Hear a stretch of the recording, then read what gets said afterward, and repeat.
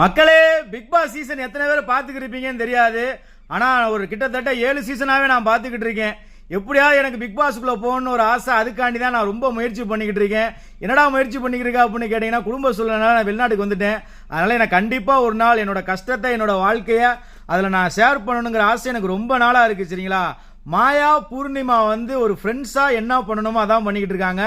மாயா விக்ரம் பண்ண ஹர்ட்னால தான் அவங்க ஹக் பண்ணுறத அவங்க விருப்பம் இல்லாமல் பண்ணுறாங்க. இது ஒரு ஃப்ரெண்ட்ஸுக்குள்ளே, அதாவது ஃப்ரெண்டாக பார்க்குறவங்களுக்கு அது புரியுமே தவிர வேறு எதுவுமே கிடையாது.